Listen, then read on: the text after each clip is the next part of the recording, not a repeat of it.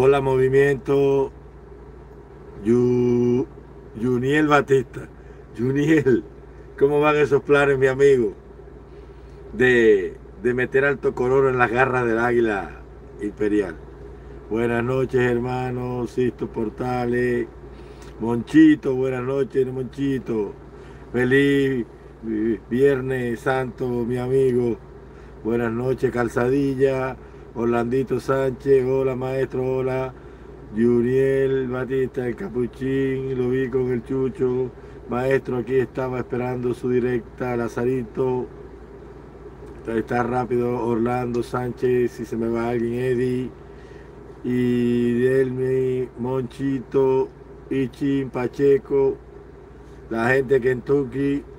Jan, fuiste maestro. Saludos. José Bambino, saludos compatriotas, gusto en verte igual. Emilio Porres, buenas noches, Liana Pérez Delgado, Esther Alfonso, maestro, y a todos igual para ti, Leandro el caballo, Leandro Gandra el caballo, gracias Leandrito.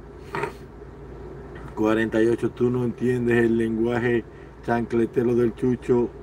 Juniel Batista, saludos maestro. Buenas noches, maestro. Miami los saluda, bendiciones. Un saludo para el imperio Pitiyanqui, de la Coca-Cola, el chicle. Allí donde vive lo peor de la sociedad cubana, según el comunista de Rafael Ferrano. Llegué a tiempo. Saludos, Guerrero, Víctor Marrero, Helio González, saludos a usted. Enciclopedia sobre ruedas, saludos. Sobre ruedas no, sobre cajebola, porque ya no quedan ruedas. Saludos hermanos de Miami, te apreciamos, bendiciones, viva Cuba Libre. Ultra le va a poner el paro al gato, no entiende. Ultra le va a poner el paro al gato, no entendí eso, Monchito. ¿El cascabel al gato será?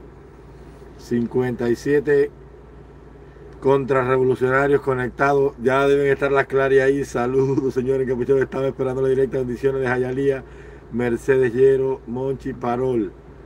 Ah, está bien. Buenas noches. Cuánto dolor me dio ver la actitud del Chucho en su directa. Él tuvo la oportunidad de oro. Esos son gajes del oficio, tranquilo. Yo ando, abrazo. Buenas noches, maestro. La gente de Centravana, el Chile. Maestro, también sería bueno ir hablando sobre el tema de las armas. Tranquilo, esperen. Tuve que ver su intervención con el Chucho en 3 partes. Ante tanta arrogancia, Eddie, tranquilo. Saludos patriotas del libre, Monchi, jajaja, Parol, el Parol, qué bueno. Esos son los hombres que deben estar en Estados Unidos. ¿Y quién se lo va a poner a la Salcedo? ¿Por qué María Elvira Salazar no se lo pone a Daniuca Salcedo? ¿Te das cuenta? O a Jordán Camora Batle, déjame decirte algo. A esa muchacha, a la morenita de La Habana, a la negrita, a la hermana esa guapa de nosotros, esa la van a hacer talco. Los comunistas no resisten que un negro se les vire. Y mira, un negro inteligente. Y esa muchacha es una eminencia. Van a acabar con esa pobre muchacha. Una muchacha que no sé, porque déjame decirte cuál es la rebeldía de Jordanka. Jordanka se forró allí y se dio cuenta que es una mentira. Y ahora le duele todo lo que está pasando en Cuba, como ella bien lo dice en sus directas. Esa niña hay que sacarla de ahí porque la van a hacer talco. Yo sí conozco cómo funciona ese régimen. Yo no soy un youtuber de chanchullo y brete de contar historias. Yo sé, frente a mí, le dijeron a Zapata, a ti te vamos a matar, negro, y la P, porque tú no te los puedes virar porque los negros aquí no valían nada. Antes tienen un odio a los negros, gusanos que no tienen nombre, para que lo sepan. Hay que sacar a esa muchacha de Cuba. Saludos, hermanos, desde Tampa, por favor. A Mauri Castillo, Autotécnica 10. No vi lo de Autotécnica. ¿Qué decía ahí Autotécnica? Jordanka es muy inteligente. Claro que sí. Hermano, criptolocura.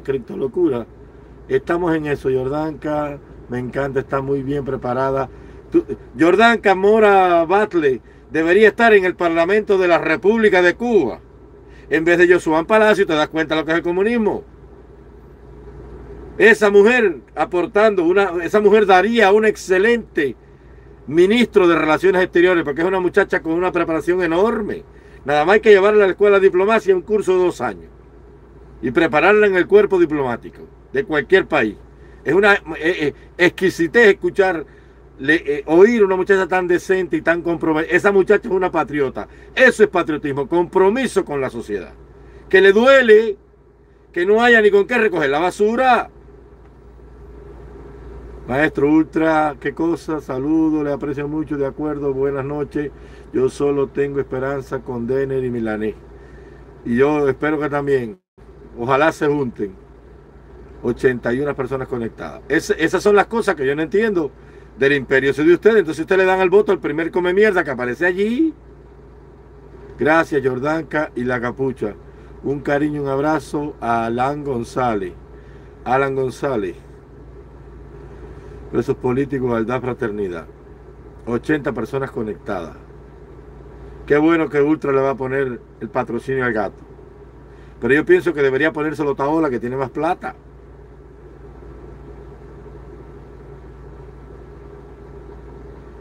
Juniel Batista, los youtubers cubanos son una extensión del NTV. Recién empiezo a ver tus videos y vengo a tu canal muy bien recomendado. Me han contado que eres un gran patriota. Todos somos grandes patriotas, mi amigo que acabas de llegar, hermano de lucha. Esto es con el concurso de todos los cubanos. Aquí fue donde se perdió, en el trillo del individualismo, fue donde se perdió el exilio cubano. Porque era una marcha apretada por el mismo trillo, abriendo camino y tumbando monte, desbrozando maleza para encontrar el camino de la libertad, pero cada cual cogió por donde salió. Desde ya tú sabes, y mira dónde hemos parado. Es un concurso de todo el mundo, mijo. Cuando yo invité al Chucho y le dije, bueno, porque usted es un patriota. Ah, él no se consideraba patriota. Ah, la gente me considera inteligente a mí y yo no me considero inteligente. ¿Te das cuenta? Por eso es que nosotros estamos perdidos. Soy de Miami, donde el chicle, pero lo valoramos y lo respetamos. Yo sé. Eso yo lo digo a manera de broma, hermano mío. Que los comunistas, Fidel Castro decía que es el imperio del chicle y la Coca-Cola. Bienvenido, Yasmani. Cada vez somos más patriotas. La patria es para todos y para el bien de todos, como la soñó Martí. Yo quiero que la ley primera de la República sea el culto de los cubanos a la dignidad plena del hombre. Porque el amor madre a la patria no es el amor ridículo a la tierra, ni a las hierbas que prinzan nuestras plantas. Es el odio invencible a quien lo oprima, es el rencor eterno a quien la ataca. Patria es humanidad y es con todos y para el bien de todos. Para mí, cubano, porque siempre había un problema con el problema del racismo del Oriente, y él escribió una carta a un amigo y le dijo que él iba a la lucha, pero el que no estaba dispuesto a pelear con los negros orientales. Así, y él le dijo, para mí, cubano es más que negro y es más que blanco. Es dignidad y es cubanía. Es grandeza y es patriotismo. Esa es la madera de un líder, unificar. Sentir dolor por tu gente. Ahí tenéis el caso de Ben Gurión, que fue a ver a Churchill y le dijo, tú eres judío, y a ti no te duele lo que está pasando al pueblo judío. Entonces Inglaterra tiene medio mundo, y nuestra tierra ancestral está en manos de Inglaterra, ¿y a quién tú se la vas a dar? No se la vas a dar a tu pueblo. Por eso se creó el Estado judío. Entonces los cubanos, una falta de visión enorme. Yo pienso que el desastre, y escucha esto,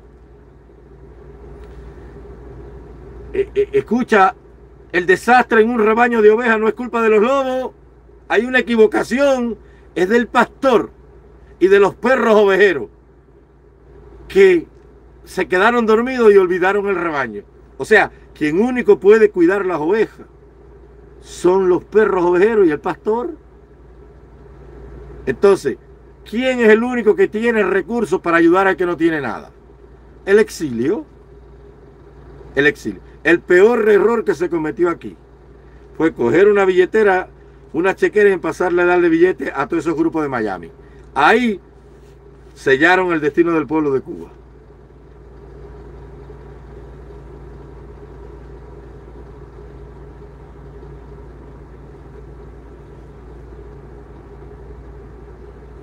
Comente cuando Fidel salió hacia No, a Paso del Toro en Uruguay.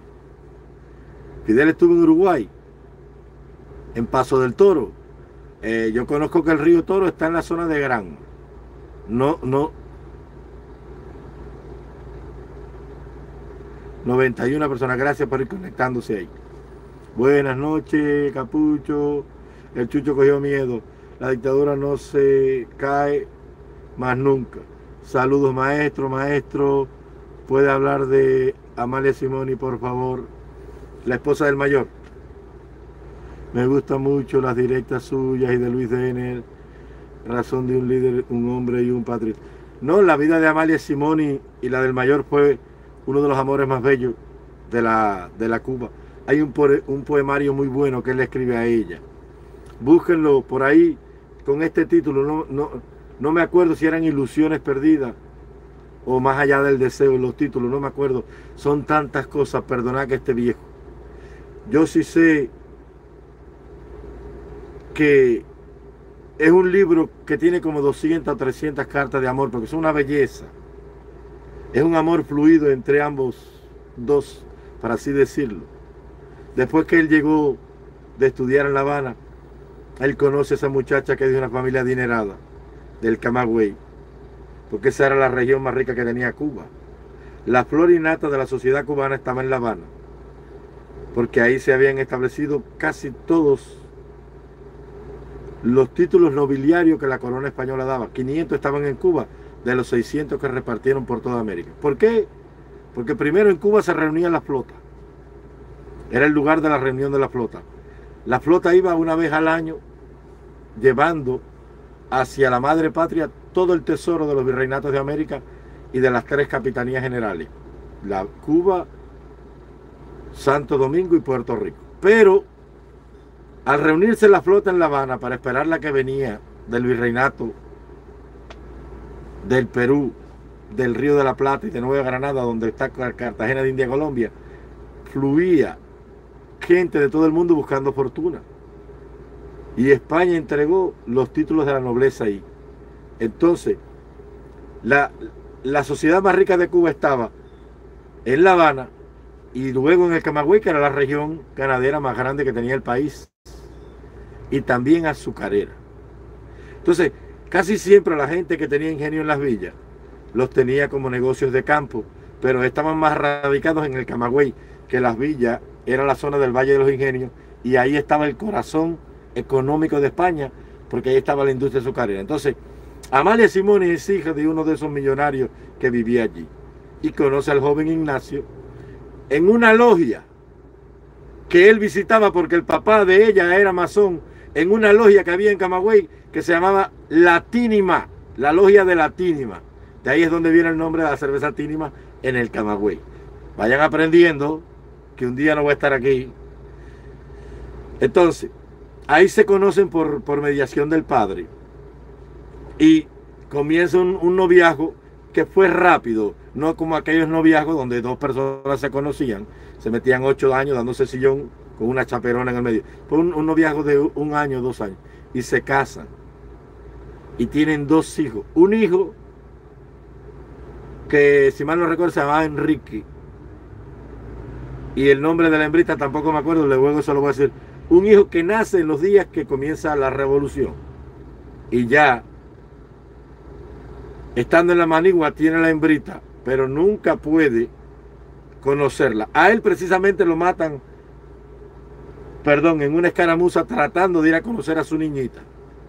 Cuando le hacen la emboscada en los potreros de Jimaguayú, que como siempre un mal cubano, él iba con una pequeña escolta, porque todo el territorio del Camagüey estaba bajo jurisdicción de las fuerzas mambisas, por aquella técnica de guerra que te dije que le enseñó Henry Reed, el llamado inglesito, que era de Nueva York, que cuando ve al mayor intentando leer libros de combates y de guerra, porque los mambisas estaban en desproporción, había un machete que Gómez le había enseñado a luchar, pero era efectivo para las emboscadas, pero en un combate a campo abierto era muy riesgoso. Entonces Henry Reed, que había visto cómo los indios norteamericanos se movían, en sus posiciones de ataque porque él estuvo en la guerra civil. Acuérdate que la guerra civil en Estados Unidos comienza en 1861 y terminó en 1865, si mal no recuerdo. Fueron 4 años de guerra civil, cuando Lee se rinde a Grant y se acabó la guerra entre los norteños y los confederados. Entonces, Reeves viene de ahí. Y aparte de eso, él era un artillero del ejército. Aprendió y le enseña al mayor ese tipo de formación, que era, primero que todo, lo expliqué aquí, pero voy a volver a explicar para que entiendas en el contexto donde se mueve la relación entre Amalia y el mayor y qué le cuesta la vida y por qué. Entonces, Reeves lo enseña que el error más grande para un ejército pobre es tener tropas acantonadas, o sea, juntas, que lo que tiene que hacer es dividir el mando militar, como hacían las legiones romanas, y coger en cada pueblo, dejar grupos de jinetes cerca de un pueblo y del otro, con los mejores caballos ensillados, y tener en los caminos vigía vestidos de paisanos, de campesinos. Entonces le enseñó que al toque del corneta el caballo tenía que girar, por el sonido el caballo tenía que aprender a girar hacia la derecha, hacia la izquierda, a hacer círculo, a retroceder o a avanzar. Entonces, ¿qué hacían ellos?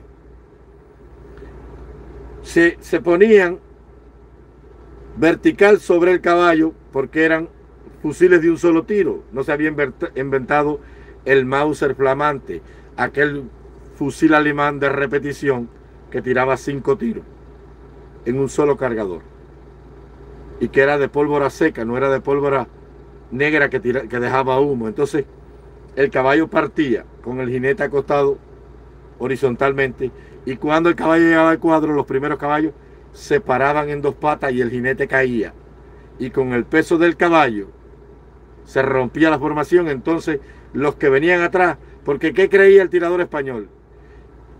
Para tirar había que ponerse a tiro, porque eran efectivos a 50, 70, 90, 100 metros, cuando más no. Muchas gracias por tu contribución, Angelito. Entonces, cuando ellos creían que iban a tirar en el medio, se abrían hacia los flancos, barrían las esquinas, los caballos del medio rompían el círculo, y cuando entraban por atrás venían barriendo todo. Esa era la técnica de combate. Entonces ya el mayor, toda la extensa llanura de Camagüey, propicia para que operara la caballería, porque no tenía ni muchos bosques, ni ondulaciones, ni tampoco muchas zanjas. Era un terreno llano donde podía operar bien la caballería. Y él la había dividido en los llamados manipulus, que era la formación más pequeña de una legión romana, antes de la centuria y las cohortes para dar lugar a las legiones. Así se dividía el ejército romano: manipulus, centuria 100 hombres, cohortes 500 hombres, y ya la legión de 4.500 a 6.000 soldados. Entonces, esa misma forma de organización militar, Henry Reeves se la enseña al mayor. Por eso él se hace dueño de todo el Camagüey, y solamente quedan 4 pueblos en los días de la guerra en poder de España: Puerto del Príncipe, la ciudad principal, Nuevitas Vertientes y Santa Cruz del Norte. Todo lo demás, Santa Cruz del Sur, perdón, sí. Todo lo demás está en poder de las tropas mandíes por esa técnica de guerra. Y él confiado, había tenido una hija con Amalia Simón en una alzaje escapada. Un amor enorme, estaba loco por estar con su mujer y ver a su niñita, y él confiado parte hacia allá, con una escolta de 11 hombres, creyendo que la región estaba pacificada. Pero un guarapito cubano, una ciberclaria de aquella época, andaba con unos contraguerrilleros, los rayadillos famosos, y un destacamento de 100 soldados españoles que estaban inspeccionando el terreno. Entonces el mayor iba con una escolta de 11 hombres. Ellos habían preparado los potreros de una manera que las cercas estaban supuestas, y entonces las acostaban para barrer con la caballería, porque era un obstáculo. ¿Y qué pasó? Que cuando se dan los primeros disparos, el mayor ordena la carga, creyendo que iba a ser efectiva un chivato, lo vio y avisó a un tirador español que estaba detrás de lo que llaman un piñón florido. Y entonces le dio un tiro a bocajarro por la sien y lo mató. Y mató al más grande de los estrategas militares de esa contienda, porque Maceo y Gómez se estaban formando todavía ya en la campaña de Oriente. El vacío que dejó el mayor. Muchas gracias, Mercedes, por tu contribución. Gracias por ese superchat. El vacío que dejó el mayor no se llenaría hasta terminada la guerra en la figura de un joven brigadier cubano oriental que alcanzaría su máximo esplendor y grandeza en aquella histórica protesta cuando no reconoció la rendición frente a las fuerzas españolas porque no contemplaba ese pacto los dos objetivos principales de esa guerra: la abolición de la esclavitud y la independencia de Cuba. Antonio Maceo y Grajales. El vacío que dejó el mayor no lo dejó nadie. El general que más combatió fue Serafín Sánchez, 120 combates, general de 3 guerras, junto a Calixto García y al general Quintín Banderas, que por cierto fue el más valiente de nuestros guerreros. Les voy a contar una anécdota entre Maceo y el general Banderas. El general Banderas le gustaba beber aguardiente, le era vacuado. Y cuando bebía se iba a los campos. Eso lo cuenta José Miró Argenter en Crónicas de la Guerra, la campaña de la invasión. Él era el jefe del Estado Mayor del general Máximo Gómez y era mayor general. Entonces dice que cuando estaban en la campaña de Las Villas, cuando se estaban ultimando los detalles para que Maceo llevara la guerra hasta Pinar del Río y Gómez atacara la provincia de La Habana, dice que a él le gustaba beber alcohol y se iba para los pueblos a oír el punto cubano ese del repentismo, ese de, ¿te acuerdas aquella que cantaba Celina González? Entonces iba para allá, gracias por estar los 120 conectados ahí. Se iba para allá, se daba unos tragos y le daba por bailar el palmas y caña de la época. Y entonces era un negrito chiquitico, enamorado, conguito. Entonces iba y sacaba a las blancas a bailar, pero nadie quería bailar con el negrito feo. Entonces él se ponía pesado y les trataba de meter cañona. Y en una de esas Maceo llegó y se lo llevó por la fuerza borracho el otro día porque él estaba con las tropas de Maceo. Era el jefe de la infantería del ejército de Maceo. Y Maceo empezó una discusión con él. Y entonces él le sacó el machete a Maceo. Y Maceo le sacó un revólver. Y entonces empezó una discusión. Y como Maceo sabía que Bandera era un hombre que no tenía miedo, entonces Maceo bajó la guardia y trató de tranquilizarlo por medio de la pacificación, porque sabía que a Bandera tenía que matarlo porque Bandera no iba a soltar el machete. Yo no sé si ustedes se acuerdan en un episodio cubano que había un hombre que se llamaba Alito, que había sido un mambí de la época, que con el machete le dijo al guardia de la rural: cruza la trocha para que vea lo que te va a pasar. ¿Se acuerdan de eso? Atrévete a cruzar la trocha, y rayó una línea con el machete. Bueno, esa es la anécdota del general Quintín Banderas en la campaña de Las Villas, previo a la invasión a Pinar del Río, cuando le rayó con el machete al suelo a Maceo, le dijo: atrévete a cruzar la trocha para que tú veas que hasta aquí va a llegar tu historia. Eso es una historia verdad. Ese fue el más bravo de los guerreros cubanos, Quintín Banderas. Entonces, un epistolario hermoso entre ellos dos, se amaban con locura. Hay que leer esas cartas de ellos. Les recomiendo que las lean. Y nada, al hombre lo matan y la mujer enviudó por años y años y años. Y no sé en qué terminaría su historia, porque la historia no registra nada más de ella. Sí sé que sus hijos, sobre todo el varón, en los días de la República, era uno de los políticos del Senado, más nada. Como fue el hijo del general José Miguel Gómez y como fue el hijo del mayor general Carlos Manuel de Céspedes, que en los días del Machadato ocupaba la presidencia de la República, que es el hombre que derrotan a raíz del escándalo del ras de mar de Santa Cruz del Sur, aquella ola que barrió la costa y mató 3.000 y pico personas, donde sobrevive solamente un niñito en la iglesia. A ese hombre es hijo de Carlos Manuel Céspedes, y por eso lo derrotan Batista y los soldados y dan el famoso golpe de los sargentos del 13 de septiembre del 33. Nosotros tenemos una historia grandiosa. Ha sido secuestrada.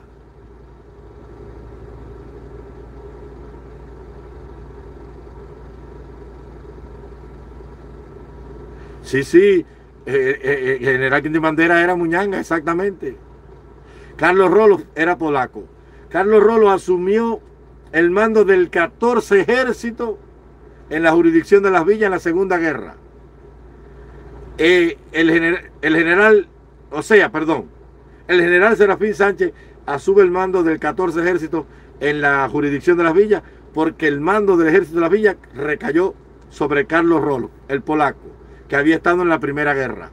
Porque a Thomas Jordan, que fue el primer general en jefe, que fue con Bartolomé Mazó, y Donato Mármol, el general Donato Mármol, a parar al conde de Balmaceda entre lo que es hoy Vado el Yeso, el llamado triángulo Vado el Yeso Holguín y Las Tunas, ahí en la llamada creciente del Cauto, que fueron a parar ahí al conde de Balmaceda, en los días en que queman Bayamo.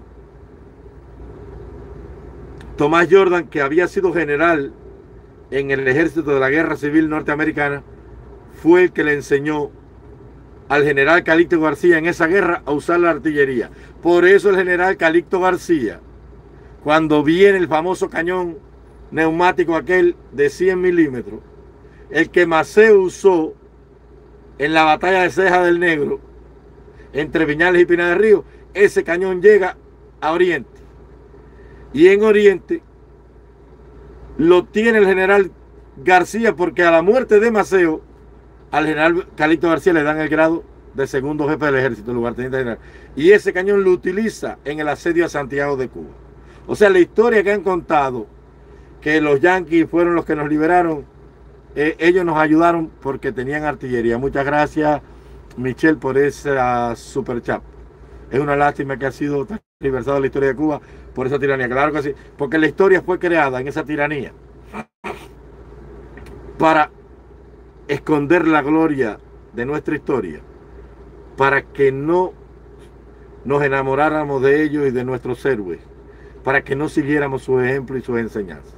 Entonces, levantar la figura de un caudillo, el hombre que peleaba de pie, que por cierto no peleó de pie ni nunca, él nada más estuvo en el Moncada afuera cuando se generalizó el tiroteo, tirando, apoyado sobre el capó de un carro. Gracias, Michelito.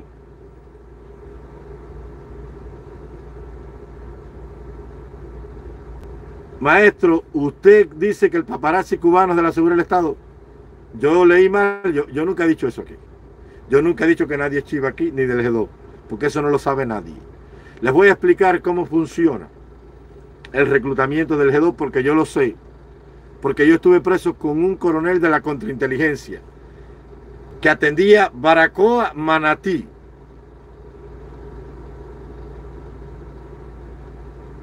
Escuchen esto. Lea bien, ya leí bien, discúlpame, es que estoy a contraluz y no veo bien aquí. Mira, escucha esto. Exacto, Montecristo, claro. Ahora vamos a estar allí, que hoy es Viernes Santo. Hoy se come pescado. Mira, yo estuve preso con José Joaquín Palma Sala. No José Joaquín, el que escribió el himno de Guatemala, sino un coronel de la inteligencia, un hombre de una dignidad enorme, que venía de una formación evangélica y que entró al Minin en los primeros años como Camilito y se forjó y llegó al Minin. Pero él, como cientos de oficiales que hay ahí, lo enseñaron a amar un proyecto que al final resultó ser la tiranía de un caudillo. Porque te voy a explicar algo. Hoy sí ya se sabe en realidad quiénes son los Castro y lo que ha sido esa dictadura, por lo que ellos han visto en las redes sociales, por las denuncias que han llegado. Pero desde el año 2000 para atrás, el Ministerio del Interior y los oficiales de la FARC no podían tener ni contacto con familiares en el exterior. Oye, ¿tú sabes para qué era eso? Para que no se le abrieran los ojos. Ni tampoco podían tener acceso a contacto con ningún extranjero, ni leer prensa extranjera. Eso era diversionismo ideológico para ellos. Ellos tenían una revista que editaba la FARC que se llamaba Verde Olivo, que era para la FARC y para el MININ, una versión para el MININ y una para la FARC. Y aparte de eso, tenían el Militante Comunista, que era el libro que leían ellos en el trabajo ideológico. Entonces, ese muchacho creció, como crecieron todos esos oficiales, enamorados de un proyecto. Porque esa gente nunca tuvo acceso a la grande corrupción del partido, ni de la jefatura militar, la alta jefatura militar, de aquellos 120 generales que eran los sátrapas del reino junto a Raúl y Fidel Castro. Ahí es donde está el poder de Cuba, en esos 120 generales que eran la misma cantidad de los comandantes de la revolución, que eran 120 comandantes. Entonces, en los días anterior a la caída del muro de Berlín, a él le daban orden, por ejemplo, de mandar las Griffin para abortar una salida ilegal por Puerto Padre. Pero él mandaba las Griffin para Boca de Samá. Y si estaba en Manatí, las mandaba entonces para Nuevita. Y lo empezó la inteligencia a monitorear. Él tenía el sistema de radio escucha de bloquear las interferencias de Radio Mambí, de Radio Camilo Cienfuegos, de La Voz de las Américas y de Radio Martí. Entonces, para bloquear la interferencia se hace de esta manera. Tú transmites banda de 5 metros, 9500 kilohertz. Es la potencia de la banda. Los hertz es la potencia de la señal. Entonces, si Radio Martí transmite a una banda de 5 metros en 9500 kilohertz, por eso son esas señales, porque cada señal de cada emisora tiene un camino como si fuera una carretera, si no chocan.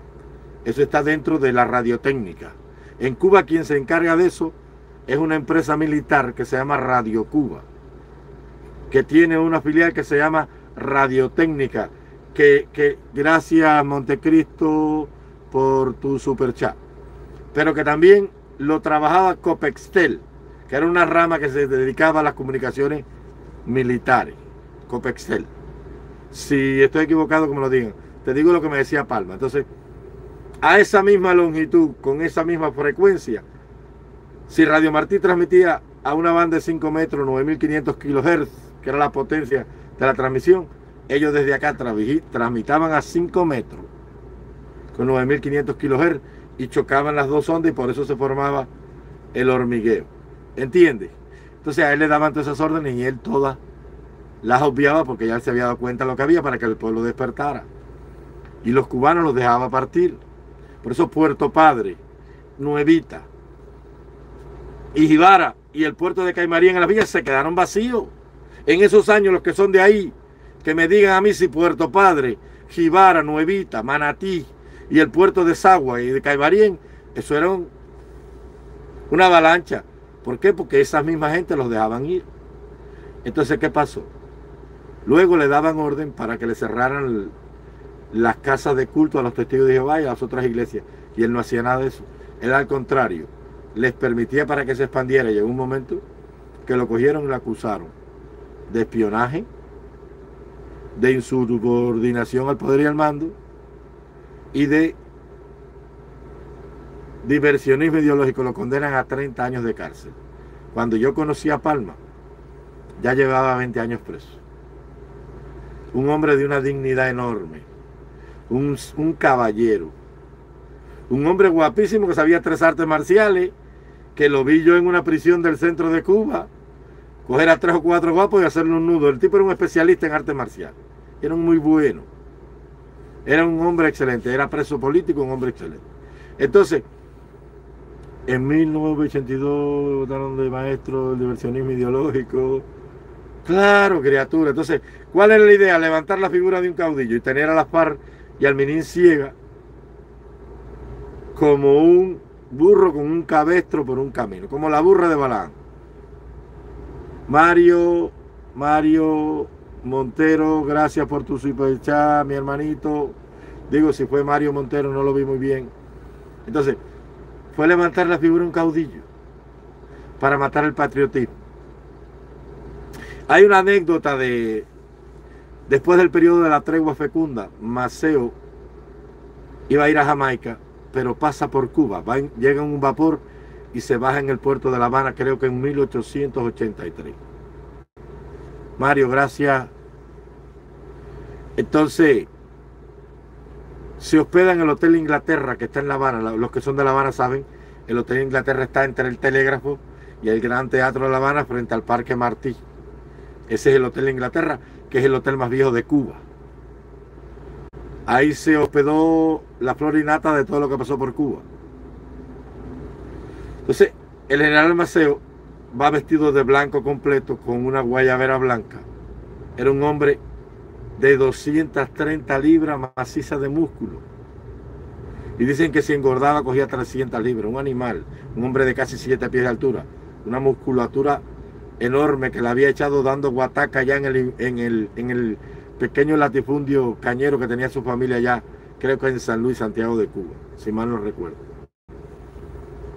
Y cuando se enteraron en La Habana que Maceo estaba allí, 20.000 damas adineradas de La Habana comenzaron a pasear en sus carruajes como si fuera un carnaval para ver a aquel hermoso mulato, un hombre de una leyenda enorme. Entonces ahí en el portal del hotel se reunía la oficialidad española. Desde ahí, para que tengan una idea, desde ahí, en lo que hoy es, comenzando el Prado, subiendo de Malecón, en la misma esquina entre Prado y Nictuno, ahí estaba el cuartel de voluntarios que en los días de los estudiantes de medicina, de ahí salieron los chivatos que reclamaron la muerte de los voluntarios. En esa esquina, entre la embajada de Haití y los parados, ahí estaba el cuartel de los chivatos donde le hacen el juicio a los estudiantes de medicina. Ahí es donde Federico Capdevila, si mal no recuerdo, partió el sable y renunció al ejército español por aquella afrenta tan grande.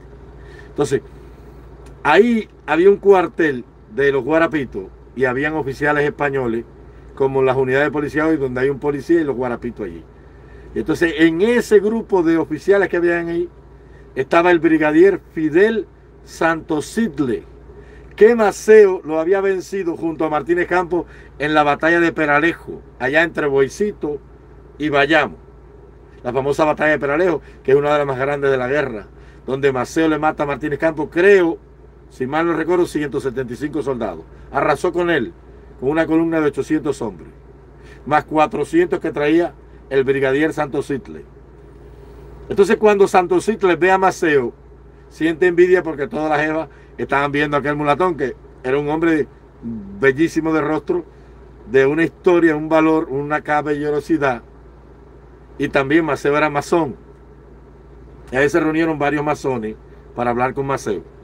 Pero cuando el tipo ve que las mujeres españolas están detrás de Maceo, tú sabes cómo son las mujeres, él siente celo, que las mujeres españolas estén enamoradas del subproducto español, porque lo único que inventaron los gallegos en el mundo fueron las alpargatas y las mulatas.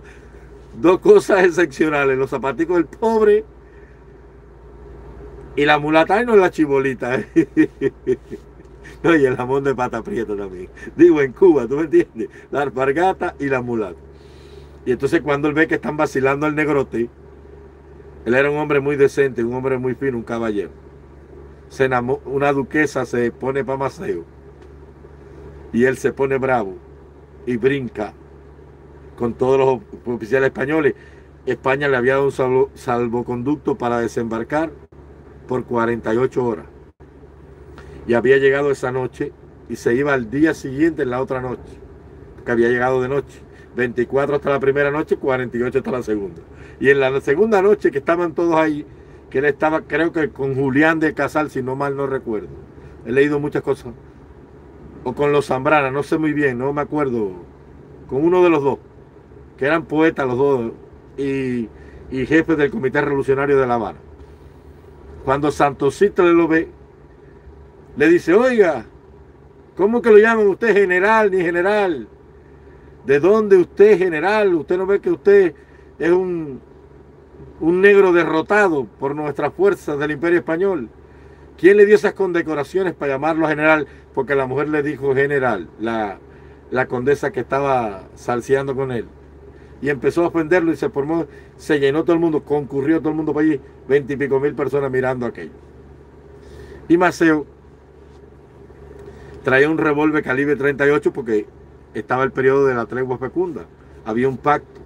Ya Cuba no guerreaba. Se conspiraba en secreto, pero ya la guerra como tal había terminado. Maceo traía el revólver aquí.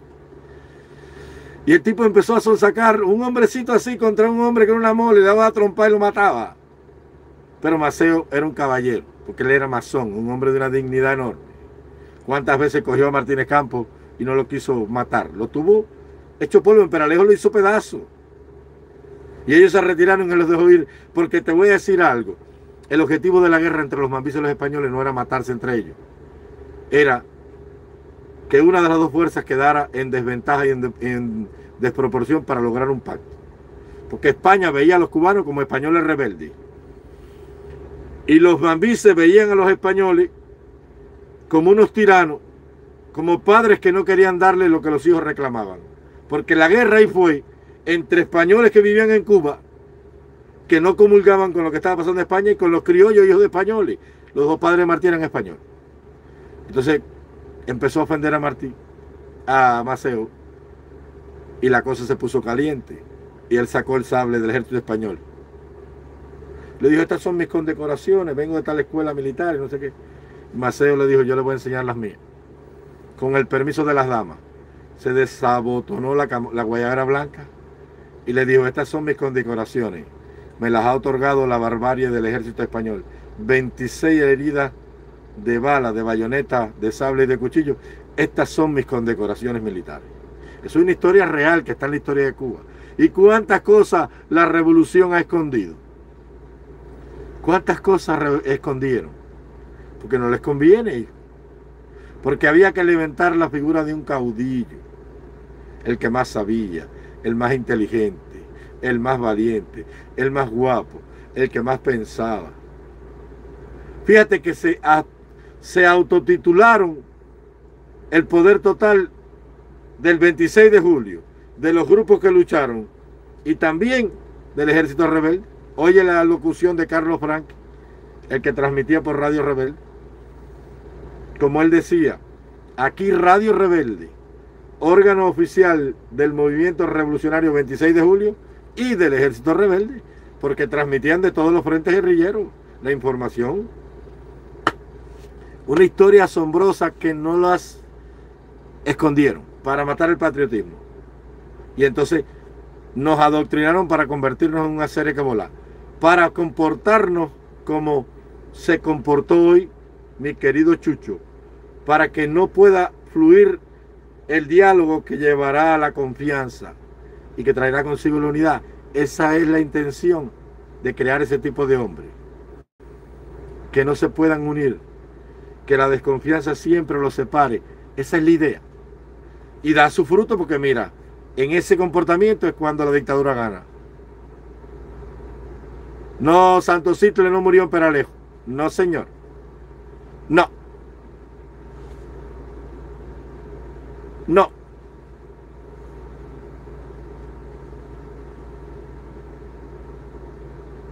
Claro que nos adoctrinaban. Claro que nos adoctrinaban. Él es herido en Peralejo. No muere en Peralejo. Ya entendí, gracias. Mario Meneses. No. Esa fue la idea. La idea fue destruir al hombre para crear la figura de otro hombre que sustituyera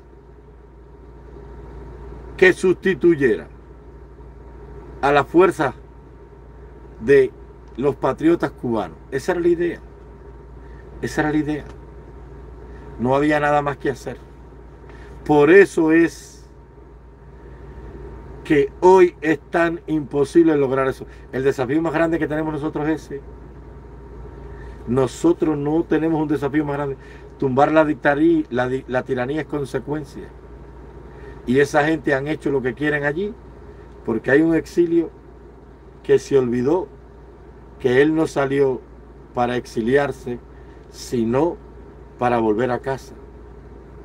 Y por eso que nos han vencido. Ahí es donde nos han vencido a nosotros.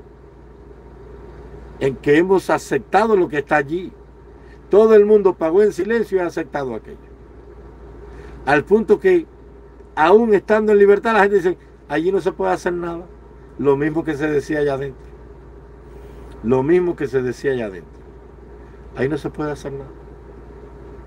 Bueno, por eso es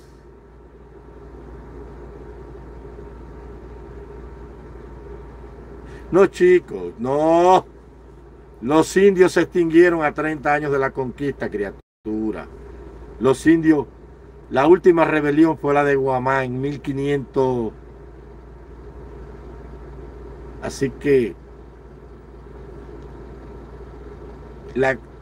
el descubrimiento en 1492 se establece en la República Dominicana, en la Española. En 1509 Diego Velázquez ordena el bojeo a Cuba, que lo hace Juan Sebastián Ocampo en 2 o 3 años, para ver si es una isla, un pedazo de tierra, un continente.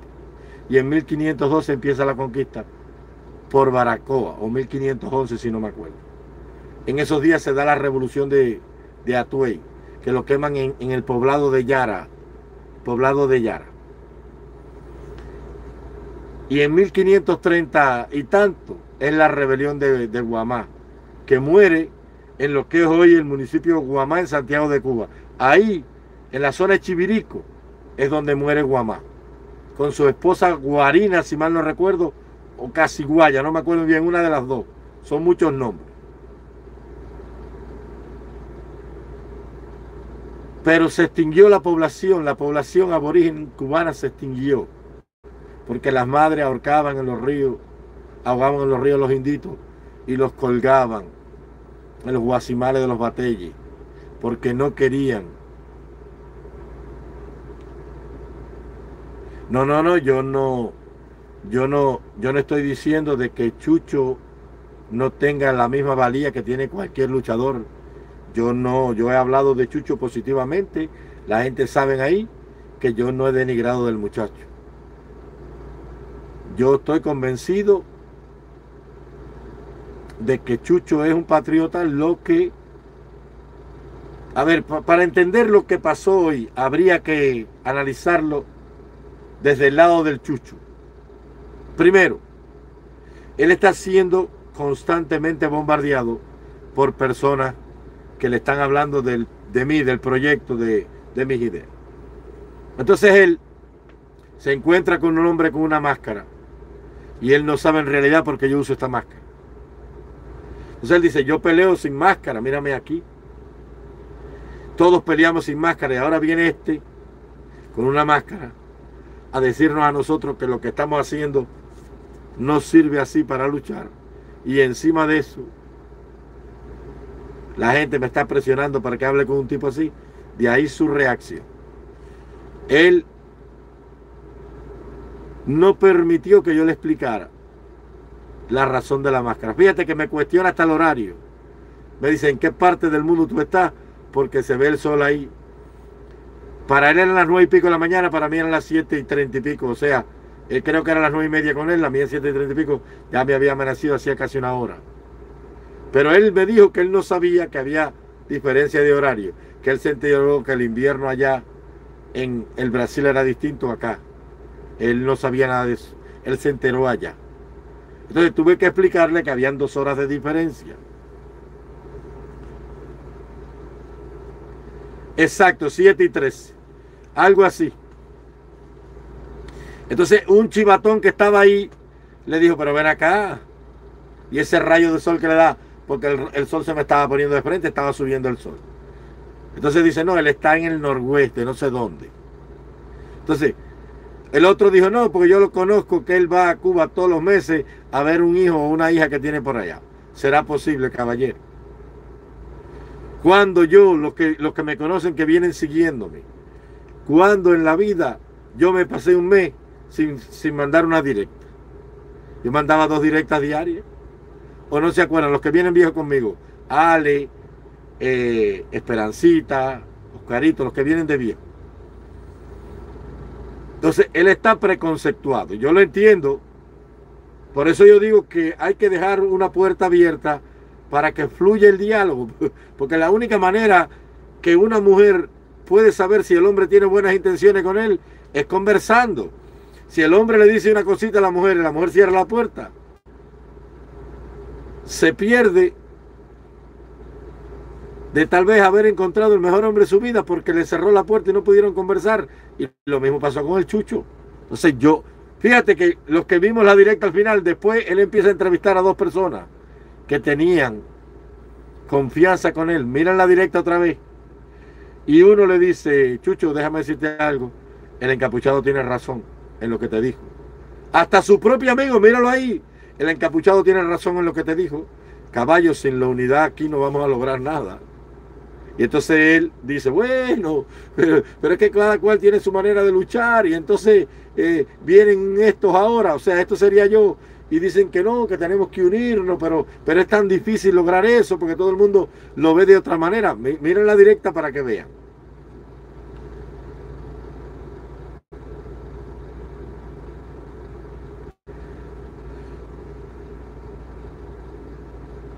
Miguel González.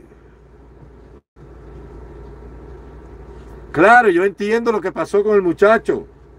Yo no puedo pedirle a ese muchacho que tenga la madurez política que tengo yo. Porque yo estuve preso, yo conozco cómo funciona. Yo sé cómo funciona la maquinaria y encima de eso, yo no podía caer en el juego de la dictadura. Porque ¿qué quería la dictadura? La dictadura dijo ya, ahora sí ya ganamos. Cuando él se haga el inteligente con fulano, fulano lo va a barrer en 2 estocadas. Ya lo mató y se acabó esto. Pero yo no caí ahí.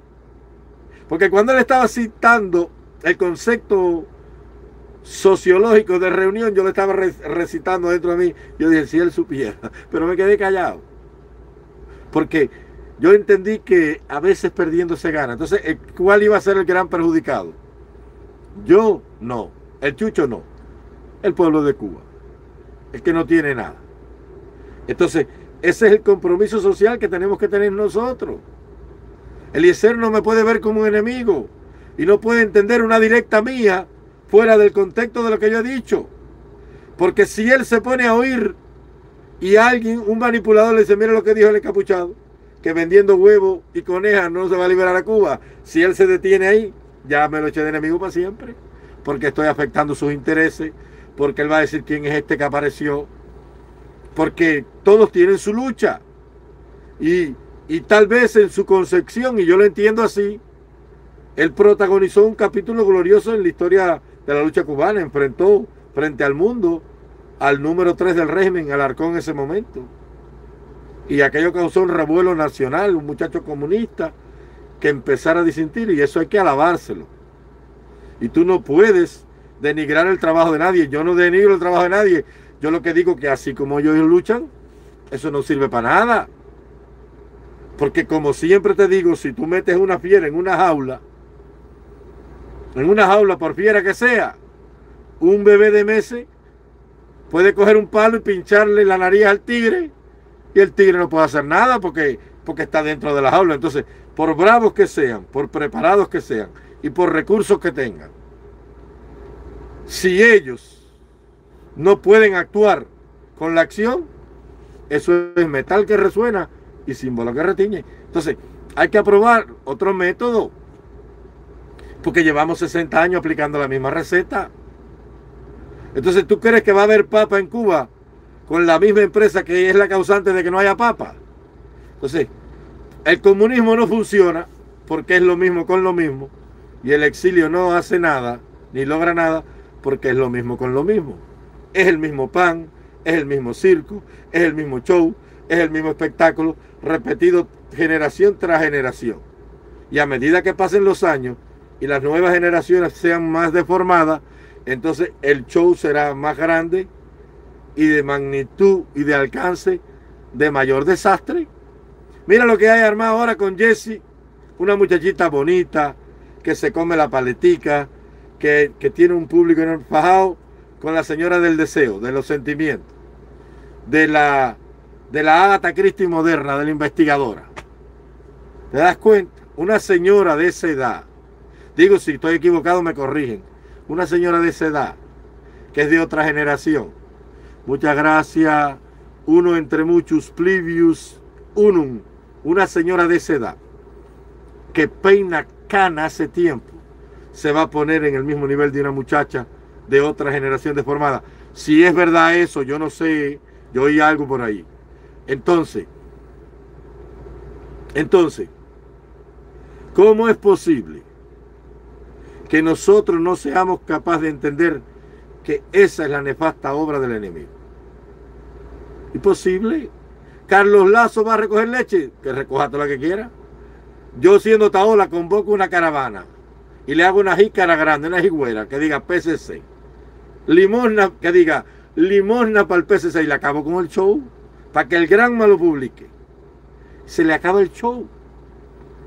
Porque si yo empiezo a encolerizarme con el chucho, ¿en qué termina mi intento de unidad? En un show que nos ha separado para siempre y que crea un estado de opinión nefasto en él y nefasto en los que me siguen a mí.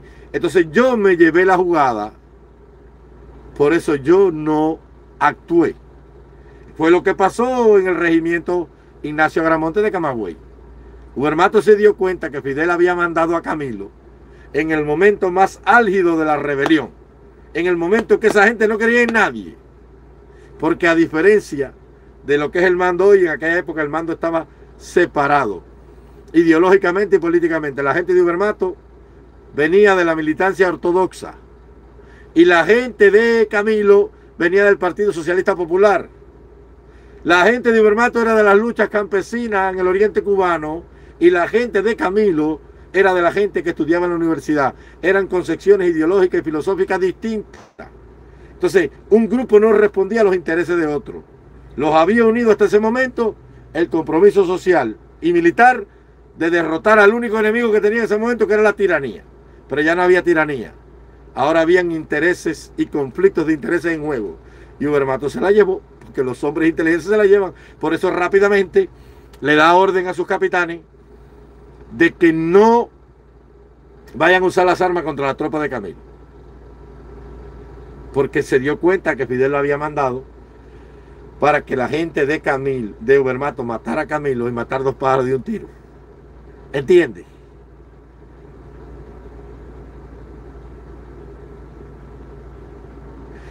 Jesse Brol, ¿qué dijo? Que lo que hacía el exilio era por gusto. Bueno, mirándolo desde el punto práctico y lógico, Jesse tiene razón. Ahora, ¿qué es lo que hace el exilio? Lo que hace el exilio tiene valor porque es una posición moral, de intransigencia y de vergüenza. Eso es la parte espiritual. Eso está bien. Ahora, en lo práctico, en lo real de la lucha, lo que el exilio hace no sirve para nada. Porque se está desaprovechando el momento oro del pueblo de Cuba. Lo dijo Andrés Albuquerque, me dijo alguien hoy ahí. La dictadura está herida de muerte. Y yo lo dije en la primera aparición que tuve. Ha recibido una herida de muerte que se desangre es cuestión de tiempo. Se está votando el mejor momento. El mejor momento se está votando, que es hoy. Perdón, pero ¿qué pasa? Que esa misma desunión que tiene el pueblo de Cuba no impide que actuemos. Ahí es donde la tiranía es fuerte. Ahí es donde nos han vencido. No nos han vencido con las armas. No nos vencieron en Playa Girón ni en el Escambray. Nos vencieron cuando la gente del Escambray no se juntó.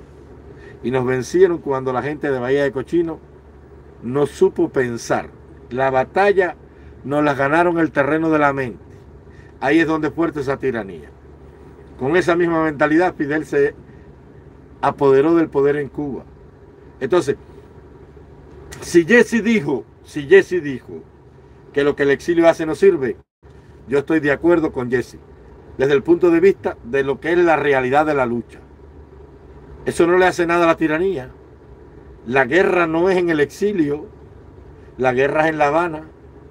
Donde está la cabeza de la víbora es en La Habana. Ahora, ¿cuál es la posición del exilio? Desde el punto de vista moral, por la vergüenza, por el orgullo propio y patrio, por el dolor que le han causado a todos los que están allí exiliados. Lo que hace el exilio sirve desde el punto de vista moral y espiritual. Pero en la vida práctica no funciona. Te voy a explicar cómo funciona. ¿De qué sirvió la protesta de Baraguá? ¿Fue una victoria de qué?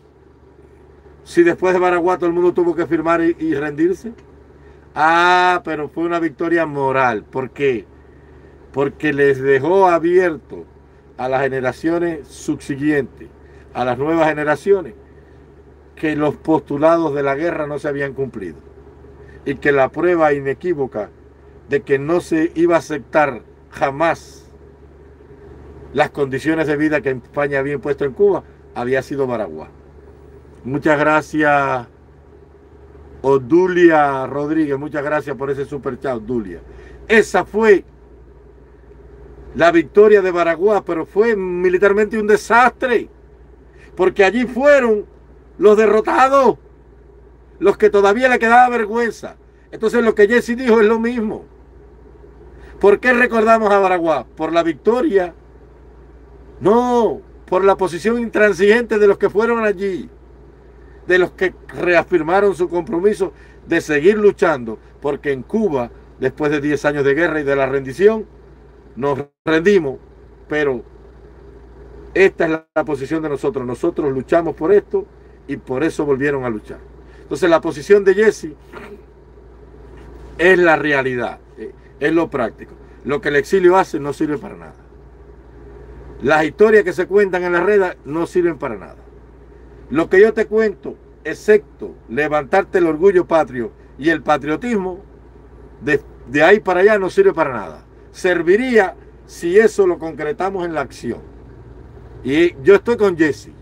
Ahora, Jesse tiene que saber separar la posición espiritual y moral del exilio y la posición práctica y real del exilio. Entonces, las dos están en la razón, pero han sido razones encontradas, mal comprendidas y no mal intencionadas, porque no creo que Jesse lo haya dicho con el único propósito de burlarlo, es la realidad.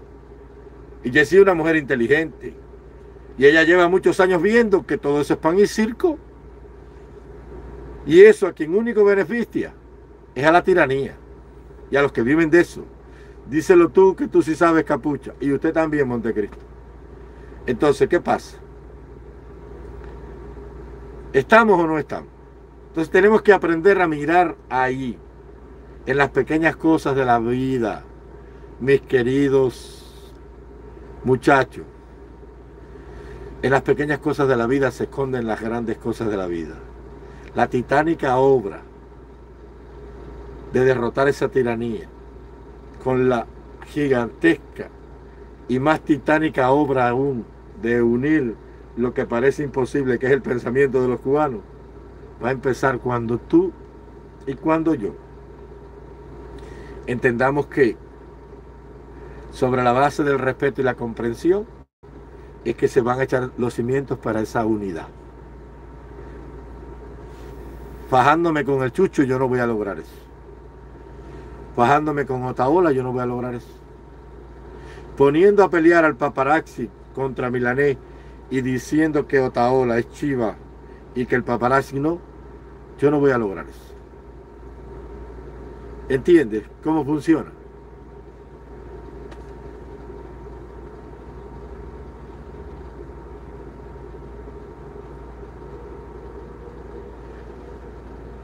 No vi nada de lo que me dijo ahí uno.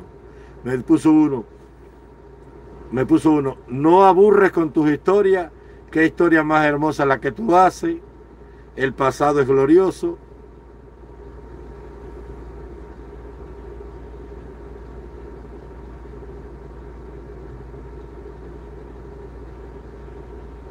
Tranquilo que si vosotros calláis las piedras, alguien me escribió ahí.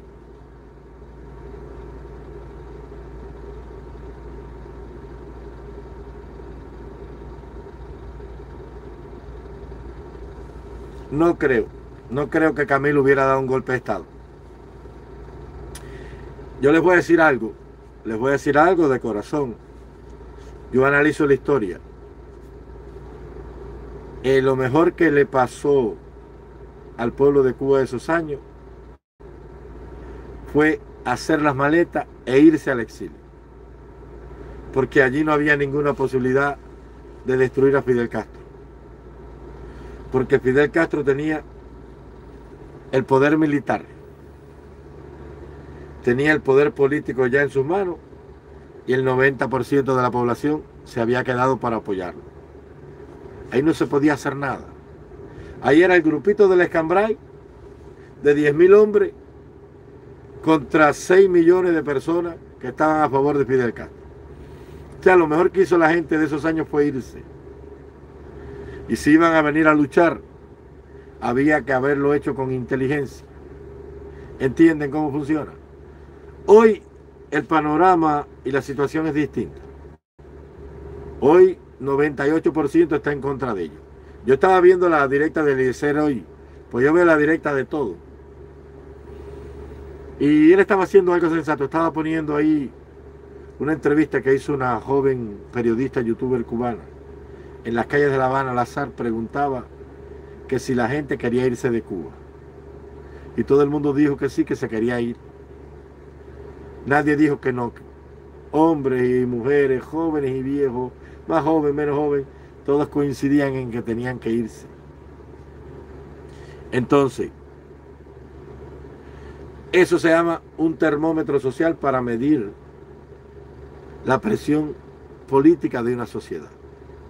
Hoy el panorama cambia. Hoy quien desarme allí armado, quien desembarque allí armado, los tumban en 4 horas. Cuando los militares vean que llegó gente armada, ya ellos no van a apoyar más la tiranía, porque tienen quien los cuide.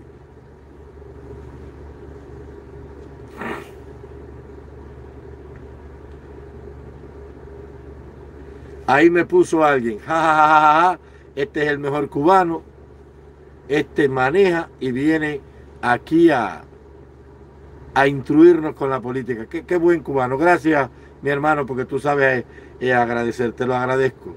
Me encanta que con ese espíritu revolucionario tú aceptes que no somos mercenarios. Rosana es una infladora. ¿Cuál es? Rosanita Oropesa no creo.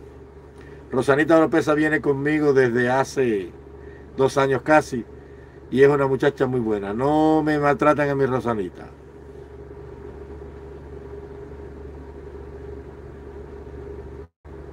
Tocororo Mambí, le propongo envíe mensaje a Andrés Albuquerque. ¿Está el Tocororo ahí?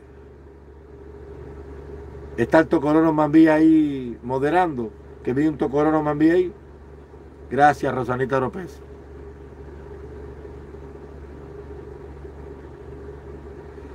Claro que sí, es que yo quiero que ustedes entiendan, caballero,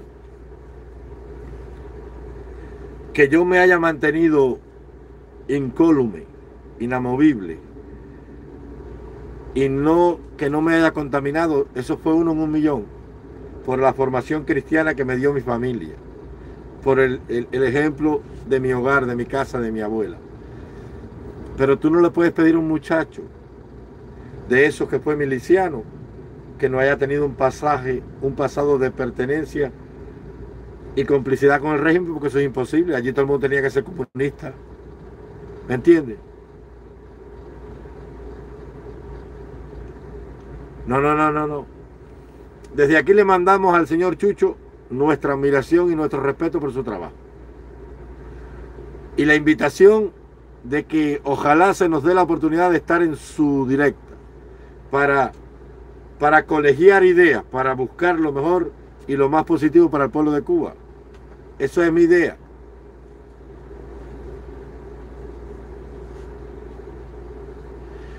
Rosanita, yo no quiero ser presidente si yo no mando ni en mi casa.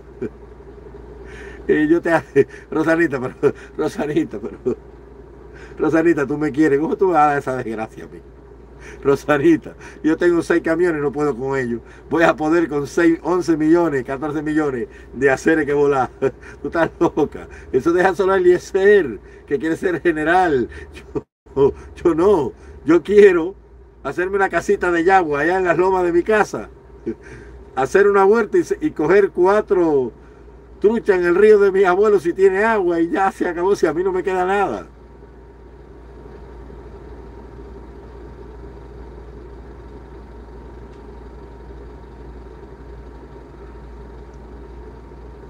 Dice Onel, qué bueno que usted está aquí con una crítica positiva y está buscando organizar a la gente. Yo a usted lo apoyo muy bien. Gracias, Onel, por ese cariño.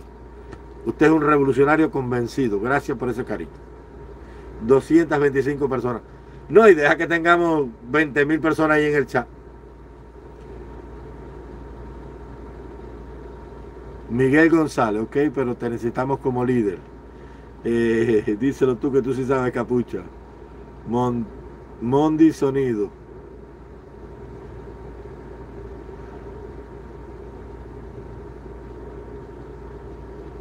Un golpe de estado en Cuba, a Fidel Castro nadie podía darle un golpe de estado. Inclusive la gente de Ochoa no estaba para eso, esa gente no era loca. Es que ahí eso no se puede hacer, Chile, eso es imposible. ¿En presencia de quién tú estabas? Mira, para que tengas una idea, mira, les voy a enseñar cómo funciona ese régimen. Y ya voy a estar un ratico más y me voy. La gente cree que el Chiva en Cuba es el CDR negativo. ¿Tú sabes quién es el Chiva en el CDR? Ellos ponen, mira cómo funciona esa macabra tiranía, mira. En una cuadra ponen un cartel que dice vigilancia, presidente, coordinador. ¿Ok? Entonces, cuando tú llegas a un barrio y ves que dice presidente del comité, tú dices, para su madre, Chiva. Mentira. A lo mejor es un hombre o una mujer extraordinaria. Te lo voy a contar con una experiencia vivida. Pero entonces en un barrio, en un recogedor de bolitas, en un gualfarinero, en un guapo, en una prostituta, en un pájaro depravado, en un abusador, en un chulo, en una jinetera, ahí es que esconden el Chiva. ¿Por qué? Porque se entiende que esa posición, esa postura y ese comportamiento social va en contra del régimen. Entonces, si tú ves un tipo vestido miliciano, que es el presidente del comité, tu mente está diseñada para rechazar eso. Ese es el Chiva, porque es la imagen visible. Entonces, lo otro es lo contrario a esa sociedad. Un tipo lleno de tatuajes, un delincuente, un matarife de vaca, es un recogedor de bolitas, un gualfarinero, una jinetera. Eso es lo contrario al comunismo. Entonces, ahí es donde ellos infiltran el Chiva. ¿Por qué? Porque la gente va a venir a rechazar esto aquí. Porque es lo visible, es lo que está vestido miliciano. Esto dice chivatería, comunismo y gobierno. Aquí la gente no va a venir. Entonces la gente va a ir allá a la delincuencia, porque es lo que le da más seguridad. Y entonces ahí es donde ellos infiltran el Chiva. Entonces tú vas allí y se te va la lengua. Con el matarife. Ellos le permiten que maten vacas, porque una red que se pierde es menos que una delincuencia que controlan socialmente. Ahí es donde ellos esconden el Chiva. Entonces, todos los cubanos, todos, sin excepción de ninguno, cuando entran a la escuela, el llamado expediente acumulativo escolar, le hacen al expediente una copia en la escuela. Y cuando él termina el 12 grado, el MININ se lleva ese expediente de él. Él entra a estudiar y cuando termina de estudiar le hacen una copia de esos años y se lo llevan al MININ. Y así sucesivamente. Y tienen una copia de él, de todo lo que fue su vida. ¿Me entiende? ¿Quién hace el registro? El Ministerio de Educación. Entonces todos los cubanos, a ver, Chucho del Chucho, estudió en tal escuela, lo llevaron a la dirección porque se robó tres racimos de mamoncillo. La tía es jinetera, Ahí está todo.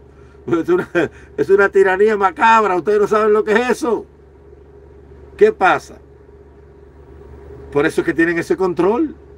Y ya cuando no podían saber lo que estaba afuera, entonces inventaron los mosquitos. Y los mosquitos se metían a tu casa y decían, en la casa de Rosarita Lopeza, 3 pipas y Guálfara.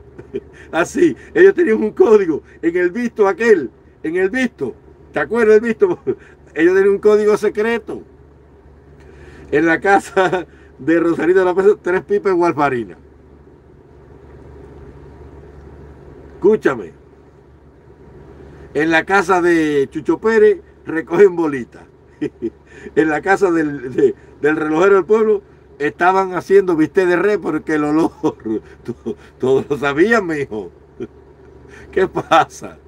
¿Estás loco? Si los mosquitos entraban y te veían hasta la mujer en cuero en el cuarto.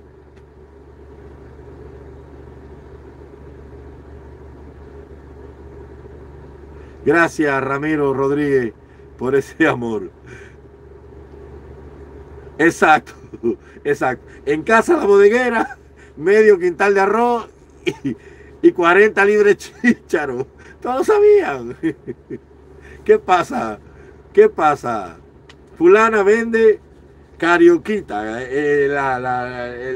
los caramelitos. Todos lo sabían, mijo. Entonces no iban a saber que Ochoa iba a dar un golpe de Estado. No me jodan, no iba a dar ningún golpe de Estado, nada. Es una mano de delincuentes entre el Minin y la FARC, que empieza el Minin a hacer operaciones de narcotráfico, que empiezan a consultar a Abraham, antes se lo dice a Raúl, y Raúl lo consulta con Fidel y le dice, oye, tráeme los reales, pero yo no tengo nada que ver en esto. Y Raúl pues le dijo a Abraham, oye, como cosa mía los voy a autorizar, Fidel no sabe nada de esto, mira a ver, si los cogen, yo no sé nada de eso, y a Fidel menos. Y lo mismo pasó con Ochoa. Es una mano delincuente, porque la gente habla del general Ochoa, pero el general Ochoa, ¿tú crees que puede ser bueno un hombre que se dedicaba a traficar droga? Para destruir niños, para destruir mis hijos, los tuyos, ¿qué tipo de persona era esa? Entonces, aunque lo haya mandado Fidel Castro, yo digo, no, espérese un momento, comandante, a mí usted no me educó para eso. No se ponga bravo, pero usted no me educó a mí para eso. Ser un hombre sin ningún principio, él ni ninguno. ¿Qué pasa?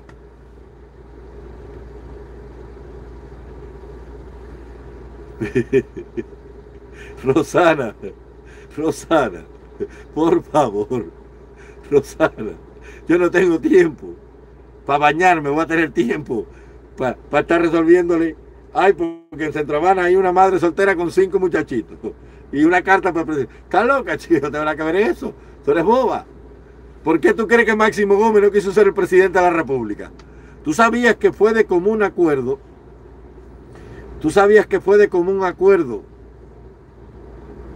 Otorgarle después de la constituyente del Cerro por unanimidad a la presidenta Gómez. Y cuando fueron los mambises, Tradapalma, la Quinta de Molino, Víctor, muchas gracias. Vitico, muchas gracias. Gracias por ese super chat.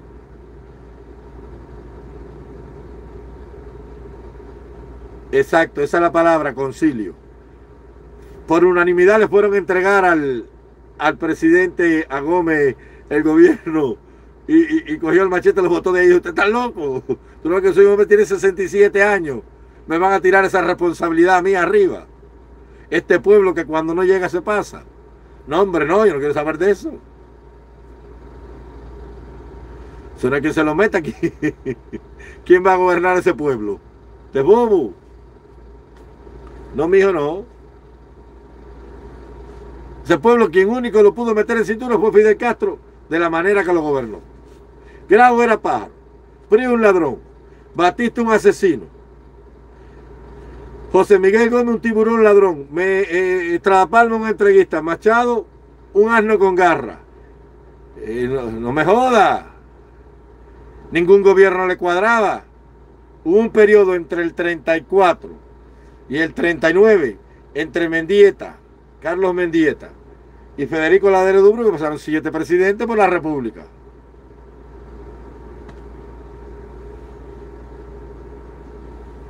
Ramiro Valdés. Bueno, Ramiro Valdés, asaltante de Cuartel Moncada. Fue un muchacho de la Juventud Ortodoxa, si mal no recuerdo. Él partió con el grupo de los 27 que salieron a atacar el Moncada. Es sobreviviente del asalto a Cuartel Moncada. Porque en las personas que cogen con el grupito que cogen con Fidel arriba, con Armando Mestre y el masón famoso que lo coge allá a Zarría, en ese grupo había un negro que era el comandante Juan Almeida Bosque, que la suerte quiso que Almeida viviera, porque en todos los escenarios difíciles de la revolución Almeida siempre estuvo. Fíjate que Almeida es del grupo que se refugia con Fidel en el Moncada, allá en la finca de la barriada de Sevilla, en la Gran Piedra, en el Cané, cuando lo cogió Pedro Sarrías Tartabul y el obispo Serán. En ese grupo de los 8 que están con Fidel, que cogen durmiendo en el bar en tierra, está el negro Almeida. En el desastre de la alegría de Pío, es del grupito que se reúne en la iglesia adventista de la Fuerca, donde Enrique Eliezer Conti, un emigrante español, tenía ahí una panadería y fue el que le llevó la primera hogaza de pan para que comieran, porque Camilo estaba en la cueva de Juan de los Juanes y Almeida estaba en Nuevo Mundo, en la casa de un hombre que se llamaba Roble, que era el anciano de la iglesia de esa época allí. Entonces, él sube al Mamey con unos guías que lo llevan de la Fuerca al Mamey a la casa de Guillermo y lo recibe, le cocina la primera jama del Cester Puebla Viltre, que era una muchita que tenía 14 años, que es la que hoy es general, jefa de la logística de la FARC, general de brigada. Esa muchachita tenía 14 años y es la que le hace la jama a ellos allí. Ella funda, junto a Celia Sánchez, un pelotón de 50 mujeres en la Sierra Maestra que se conocía como el pelotón de las Marianas, lo fundó Fidel Castro. Y ella era la capitana jefa de ahí. Cuando triunfa la revolución, ella parte allá arriba. Ahora, Almeida es del grupo que se reúne en casa de Mongo Pérez en Cinco Palmas. Es el que se va al tercer frente guerrillero. Fidel lo pone para que controle la zona de la base naval de Guantánamo. Luego, cuando va en la caravana de la Libertad, hay una foto de él con Fidel entrando a La Habana. Fidel triunfa y lo manda a él para la guarnición de Pinar del Río. A Efigenia Mejeira lo nombra jefe de la policía. Por eso el batallón que matan en el 61 allá, en la carretera de San Blas, cuando la invasión a Bella Cochino. Muchas gracias a Rosanita Oropesa por ese super chat. Ahí, ese batallón que matan, los 300 y pico milicianos esos, eran el batallón 331, si mal no recuerdo, de la Policía Nacional, de la gente de Efigenia Mejeira, hermano de Juan Manuel Mejeira, que muere en el río Toro junto a Luis Arcos Verne, que lo matan allí en esa porque era el Toro. Entonces, Ramiro Valdés era de la tropa de Camilo, si mal no recuerdo, era del grupo ese de Camilo, que si mal no recuerdo son muchos datos. Yo creo que Ramiro era de la gente de Camilo y Ochoa también, porque Ochoa se alzó con 12 o 14 años y fue con la tropa de Camilo en la invasión. Son muchos datos. Entonces la historia generalmente recoge a la figura de mayor protagonismo. No se iba a fijar en la figura de un soldado, más bien en el comandante de la tropa. Entonces, cuando triunfa la revolución, él empieza a hacer contacto con la Dirección Soviética de Inteligencia y viaja varias veces a la Unión Soviética y se entrena en los métodos de tortura y represión y es el creador de los órganos represivos del MININ en Cuba. Él es el que reestructura el MININ en Cuba. Él es el que hace la reestructuración del MININ, el cuerpo represivo del MININ. Y es el primero, ministro del Interior. Y está ahí como hasta el año 72 o 75. Pero ya Fidel, viendo lo que se venía, lo destituye y pone al general Abrantes, que había estado 20 y pico, 30 años, en su escolta, que era un hombre que venía de las tropas especiales, que era un personaje. Entonces, llama a Ramiro cuando se va acercando el año 90 y le dice, ven acá, te voy a dar una misión. Como tú eres el tipo de la inteligencia aquí, tú eres el que vas a controlar lo que en Cuba va a ser el Internet. Esa UCI que tú ves allí, quien la controla es Ramiro Valdés, porque tiempo después fue ministro de la informática y las telecomunicaciones en Cuba. Y el tipo es el que tiene el control de la información cibernética en Cuba. Él es el que seguramente controla Texas, Cubatel, Copextel, Radio Cuba, la gente de la UCI. Porque la UCI, más que una formadora de talento cibernético, es el cuerpo civil de la inteligencia cubana para la guerra electrónica, la guerra de la digitalización y del Internet. Ese es el propósito de la UCI. Eso lo explicó Eliezer Ávila una vez. Hay que preguntarle a Eliezer Ávila para que ustedes vean lo que yo les digo. Ese es un carnicero mayor. Tú ves que el otro día Carlos Calvo le dijo a Juan Almeida, tu único delito es que tu padre fue un asesino. Y yo no creo que Juan Almeida Bosque fuera un asesino. Porque Juan Almeida Bosque, que yo sepa, no mató a nadie en Cuba extrajudicialmente, no fusiló a nadie por orden de Fidel.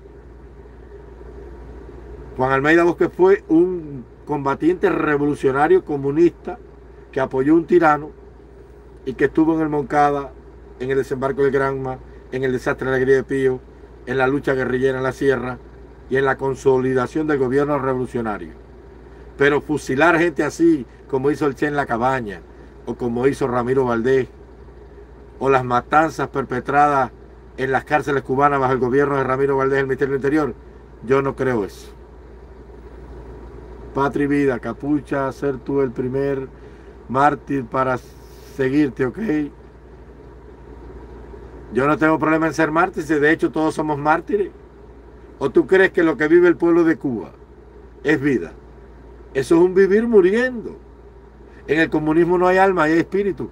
Hay que leer de Henry Isbe, Casa de los Espíritus, el mismo que escribió Casa de Muñeca. Lee para que tú veas lo que son la Casa de los Espíritus. Lee a Henry Isbe para que tú veas que en el comunismo todos somos mártires, porque nos hemos inmolado frente a la barbarie de la moringa, del picadillo de soya, del camello, del bistec de colcha de trapear, del fricasé de toronja, de la pizza de condón, del jabón de maguey, de cuanta basura y cuanta barbaridad ideó la mente del comunismo. Claro que somos mártires.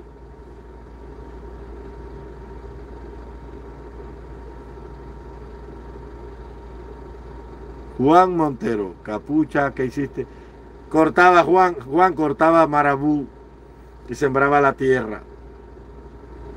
Y los comunistas no me daban derecho a comprarme un sistema de riego Lombardini, aunque yo sembraba tabaco, porque esa es la tradición de mi familia.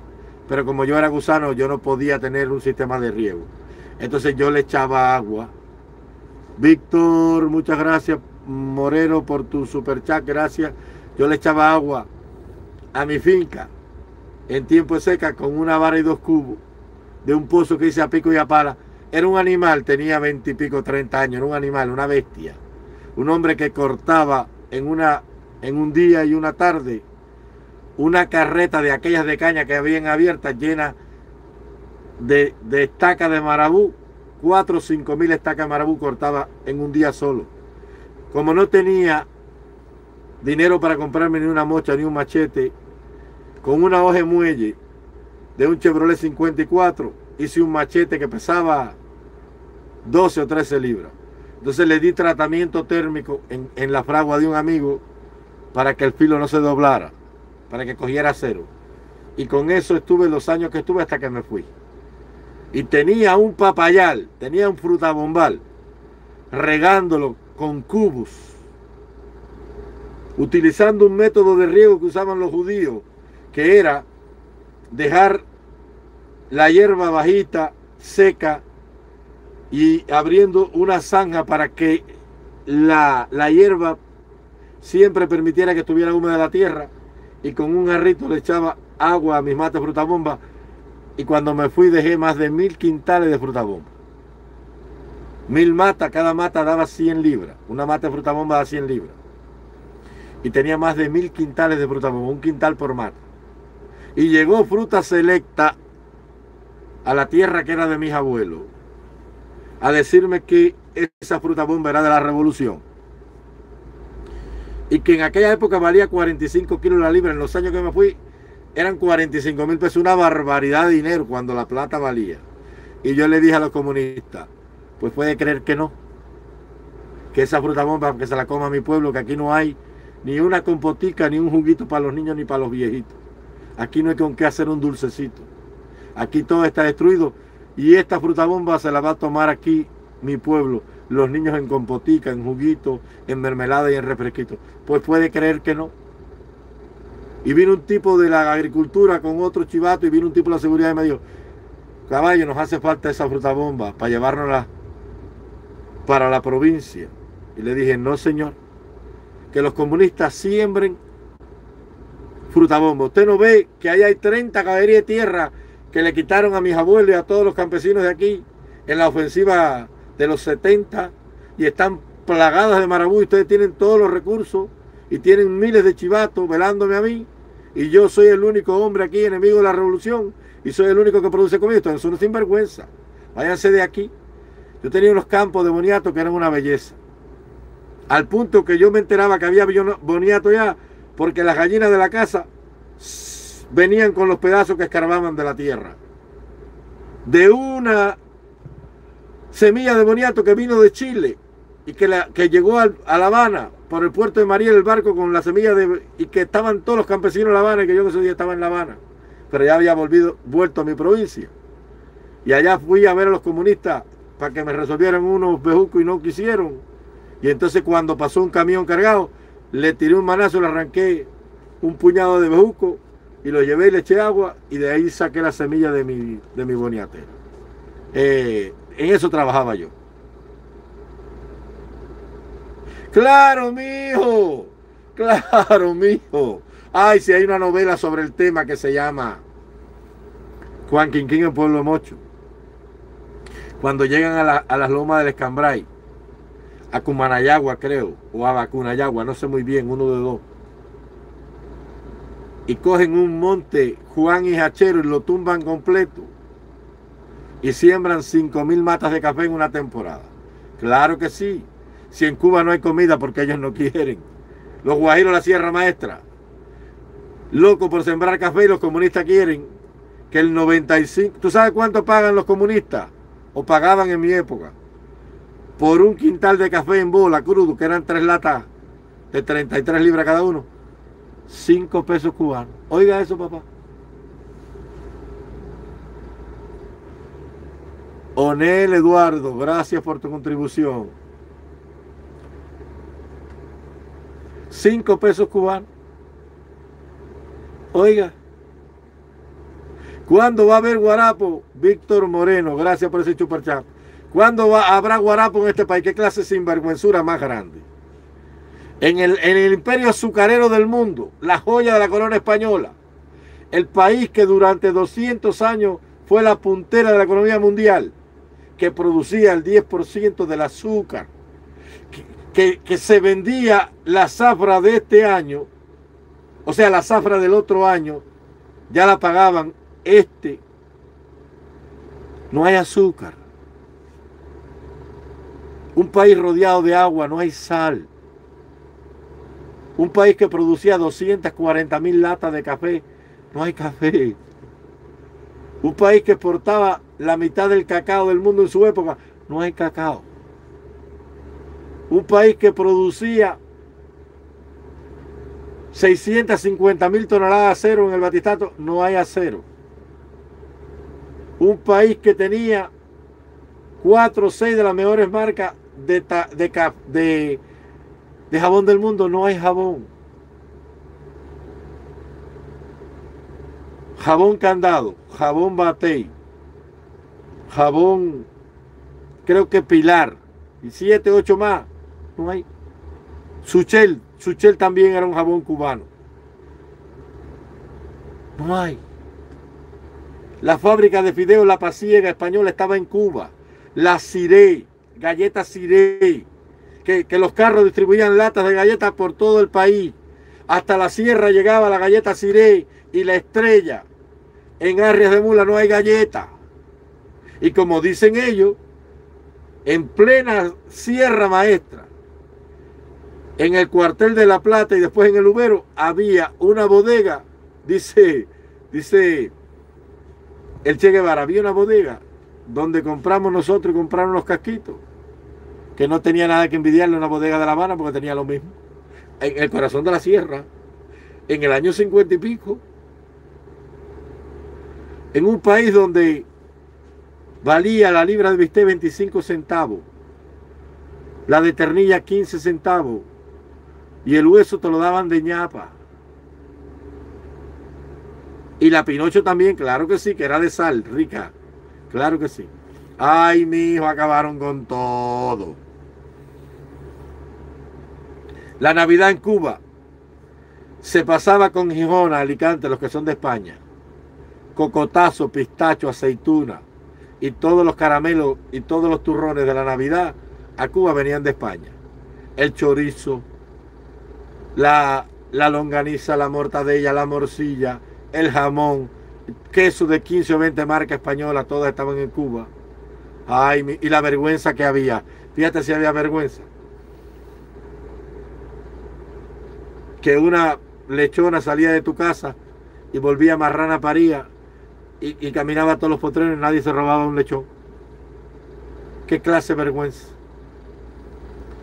En la casa de Cuba antes, en cualquier lugar del país, si una mujer le pegaba los tarros al marido, oye lo que hacía la familia. La familia iba, le daba 3 pesos al cura y tocaban la campana. Tan, tan, tan. Cerraban la puerta de la casa, los padres se vestían de negro y nunca más le hablaban a nadie por la vergüenza que habían traído. Y si había un homosexual en la familia, peor. Oiga, papá. Y hoy sale la muchacha para la calle, doctora, y el marido le dice: mi amor, vete con lo que aparezca, da lo mismo que sea hembra que varón, que hacen falta los reales en MLC, que no hay nada que jamar aquí. Ese es el comunismo. Ese es el comunismo. Habían 2.000 prostitutas en todo el país, entre Guantánamo y los barrios de La Habana. Hoy, ¿cuántas habrá?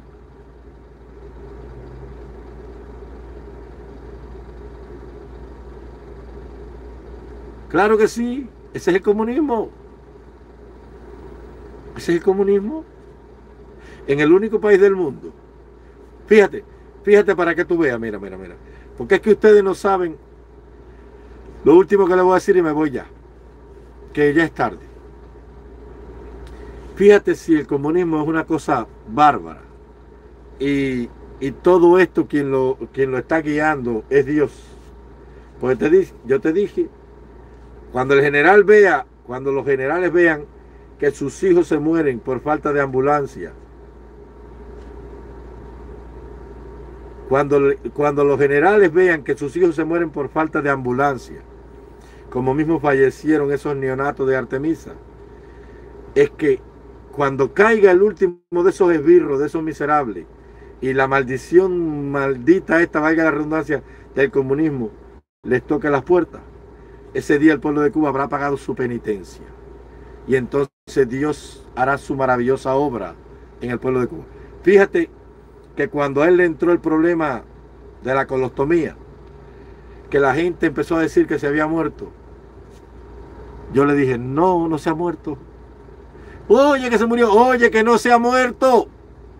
Oye, que hace 2 años no aparece. No se ha muerto. Dios no puede dejar que ese desgraciado se vaya de este mundo sin pagar las que debe. Él se va a pagar en una cama en pena todo lo que ha hecho. Y Dios, mira como Dios lo castigó a él. Lo que pasa es que la gente no sabe. Él se quedó con toda la conciencia, pero sin el poder, porque su enfermedad no le permitía ya hacer vida social.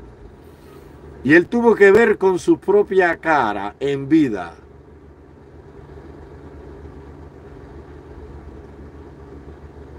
Él pudo ver en su propia vida cómo todo lo que él condenó lo tuvo que volver a hacer su gobierno y su sociedad. Mira, él le quitó a los cubanos, acabó con la religión, destruyó los templos, la liturgia y el cuerpo de religiosos en Cuba, desde los capuchinos hasta los salesianos, acabó con todo el mundo en Cuba. Arrasó con testigos, con todo el mundo.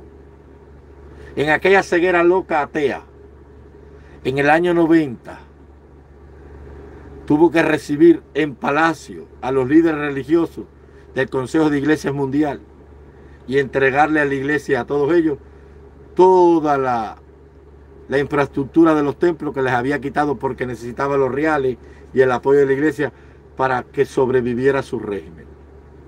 Él le recogió la tierra a los latifundistas, fincas prósperas y productivas del primer mundo, y se la dio a su ejército de campesinos zarapastrosos. Luego se las quitó por una chequera. Muchas gracias, Ramirito, por tu super chat. Y luego, cuando el país llegó a la hambruna total de los 90, salieron a llorar por los campos de Cuba las entidades de la ANAC y la agricultura y el gobierno para darle tierra a la gente, y la gente no la quiso. Cogió las tierras limpias y ahora las quería entregar llenas de marabú y no quiso. Condenó a miles de cubanos por tener $1 a la cárcel y luego se tuvo que convertir en el primer traficante de divisas del Estado cubano. Cogió y erradicó el juego y la prostitución. Y hoy casi todas las mujeres en edad sexual activa, de una forma u otra, gracias el más por tu super chat, tuvieron que convertirse en prostitutas. Antes una prostituta era una mujer del bajo mundo que la sociedad no le había dado ninguna posibilidad. Hoy el hombre nuevo, la doctora que él forjó, se tuvo que prostituir para poder comer en el infierno de hambre que él creó. Antes se jugaba la Lotería Nacional. Hoy juega la lotería del país entero, incluyendo hasta los militares. Votó a los cubanos como lo peor, los denigró, los desahució frente al mundo como escoria y dijo un discurso: no los queremos y no los necesitamos. Y los mismos gusanos que se fueron los tuvieron que recibir sus militares, porque eran los que manejaban el consorcio hotelero en Cuba. Aquellos militares que le dieron palo a los homosexuales y a la escoria, hoy tenían que estar de porteros en los hoteles, o de bartender, o de administradores, recibiendo a aquellos hombres que un día votaron y diciéndole: pase por aquí, señor, por favor, permítame cargarle las maletas. ¿Qué trago quiere que le sirva? ¿Me puede decir, por favor? Porque Dios, dice la Biblia, humilla al soberbio. Y los ha hecho volver a revolcarse en el fanguero como se revuelca la puerca lavada, y los ha hecho volver a su vómito como vuelve al vómito la perra que vomita. Esa es la obra de Dios, lo que la gente no lo ve, y seguirán viéndose horrores. Si Yuli estaba por ahí, un saludo para Yuli si está por ahí. Espero, señorita, que podamos interactuar en estos días. Nos vamos a poner de acuerdo. Gracias por estar aquí. Dios hace su obra extraña. Ellos tienen que pagar la penitencia, porque la tienen que pagar. Mira cómo están dando grito hoy a la comunidad exiliada para que vayan a invertir. Pusieron un cartel en Hialeah que decía: Cuba está abierta para los negocios. Y nadie cree en ellos ya. Ya ellos no tienen, déjame decirte algo, ya ellos no tienen salvación. De esta no se recuperan. Hoy se cayó una torre en la central termoeléctrica Antonio Vitera, y por allá, Yuli, un abrazo, un saludo, se te quiere. En estos días nos ponemos en contacto. Y hay 4 personas que creo que han rescatado 2 y el resto está sepultada. Y ellos tienen que pagar la penitencia. ¿Y tú crees que tú crees que se van a ir de aquí sin pagar las que deben? No, lo tuvo haciendo caca por una manguera hasta el último día de su muerte.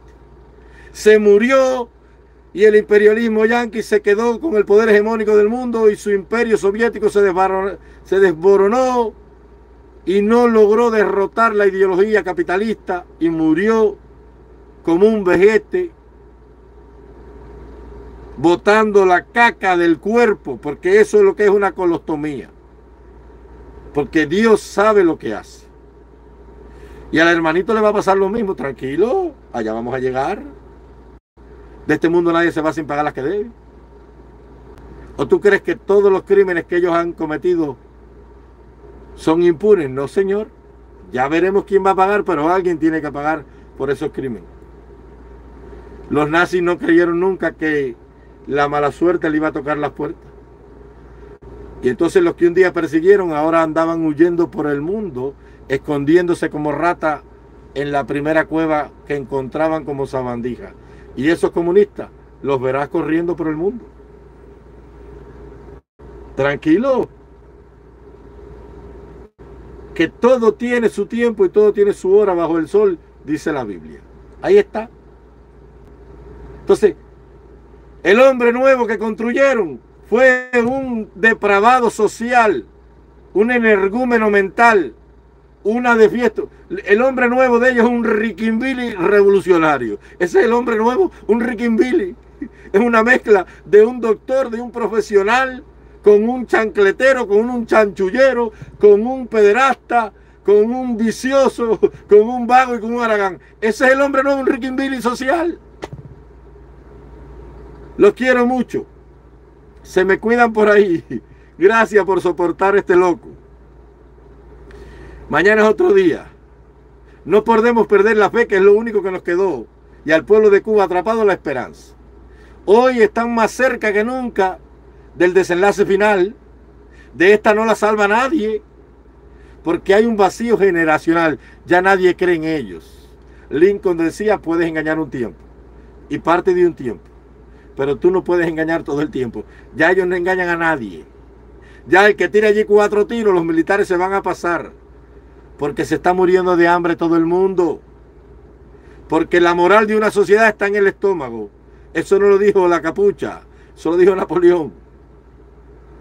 Entonces el pueblo de Cuba tiene que entender que si se lograran unir hoy con una organización bien centrada e inteligente, con un empujoncito, se acaba de caer ese castillo de naipes, porque eso está en el suelo.